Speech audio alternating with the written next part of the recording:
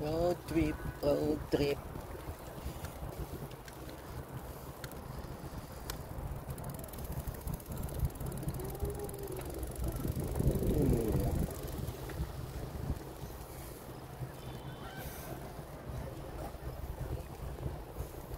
Picnic pala sila dito. Tamang piknikan lang sila. Kami yan, mga upuan na wala akong Bumili ka sa IKEA.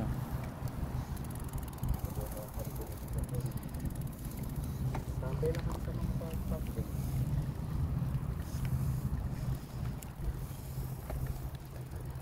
Ang ganda na dito ngayon. Ganda na.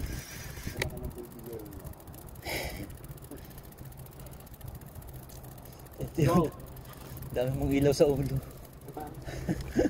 Dami mong ilaw sa ulo. Let's go!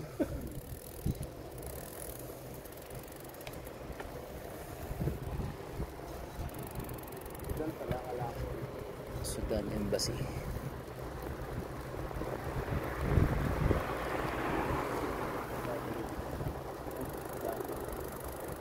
Nakatago naman.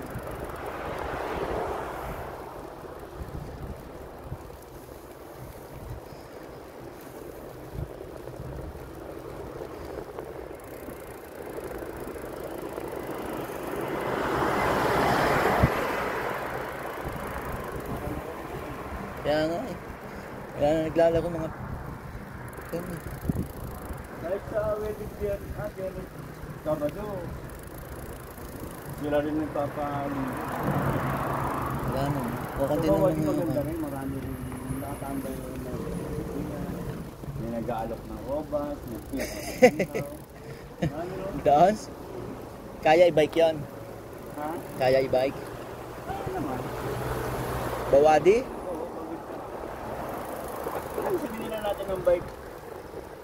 Ang sa unang ginawa natin ng bike, sinanungan. Doon malapit. Bawadi gayon?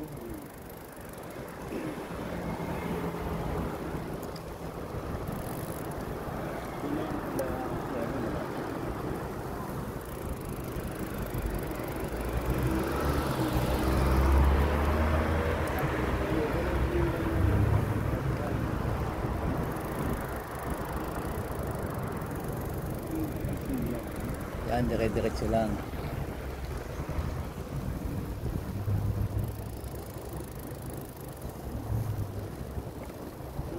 Sabi niya yung planeta yung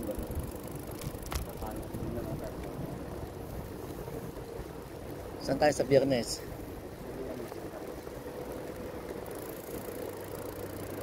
Every other day.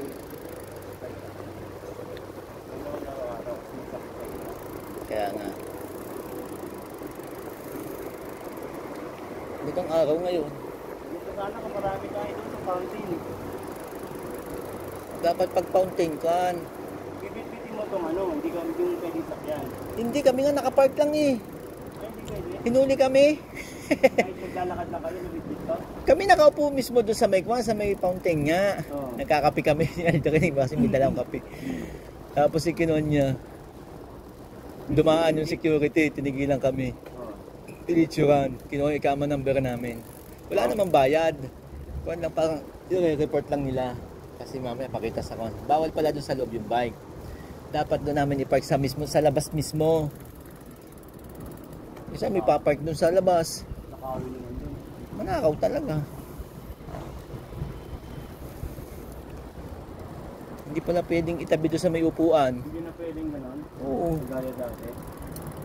Hindi naman kami nagbabike, hindi naman namin sinasakyan. Nakaupo lang kayo. Oo. Nakaupo.